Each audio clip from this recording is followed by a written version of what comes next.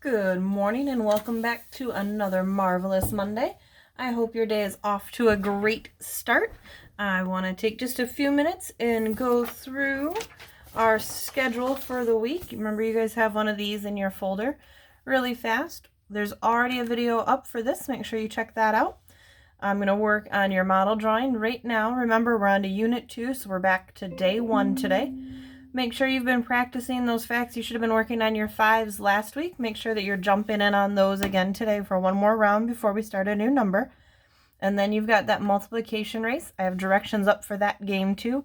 But it's a basic board game where you work from start to finish doing math problems along the way. You should be just fine, but you will need scrap paper when you play it.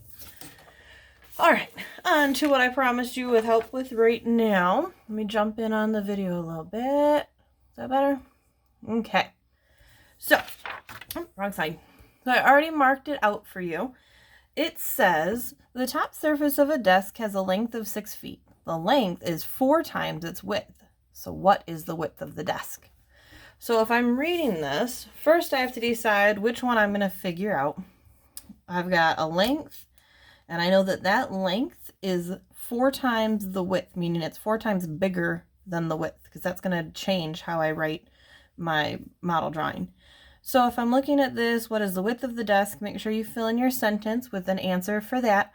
Think about labels and making sure that label is in there. I'm dealing in feet this time, so make sure I see that word in your sentence form. Okay? All right, on to this. We have our starting bar.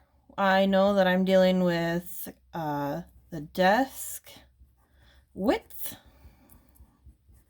And I know that I'm dealing in feet. All right, here's my bar. All right, time to start filling in what I know. I know the surface of a desk has a length of 6, and the length is 4 times its width.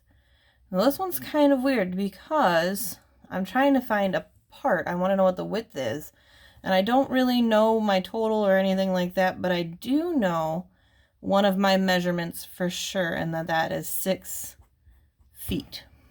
Okay? And I know that that length is 4 times more than the part I'm looking for. So I'm going to take that and I'm going to divide that into 1, 2, 3, 4 chunks. And I want to know what one of those chunks will be, because that'll be my width, because then 1, 2, 3, 4 sets of that would give me my 6 feet, which is 4 times bigger.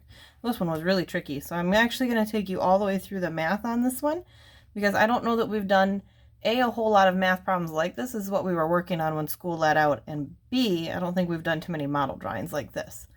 So let's go over here to my computation. I know that I've got 6 feet and I'm looking for one part. So if you think back to last week when I was doing the other things, I have a total and a part, and I'm looking for the other part. So the question is, what do I need to do?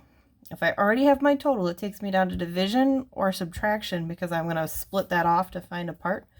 The question is, does this look like subtraction or division to you? If you're thinking division because I took a total and I broke it up into 4 parts, good for you, because that's exactly what I did.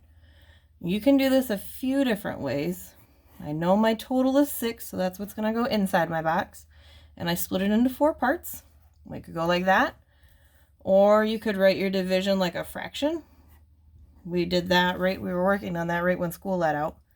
So you could go either way.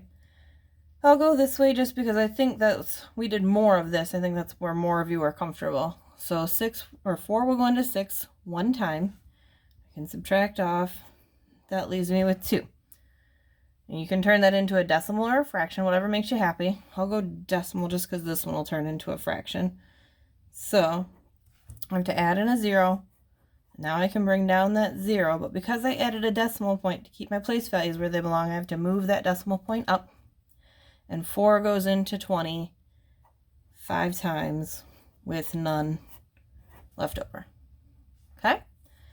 Or I could look at this and say, I'm dealing with a fraction. I could reduce it, or I could divide into it, but I know that 4 will go into 6 one time with 2 parts out of that 4 left over, which when I reduce it would come down to 1 1/2.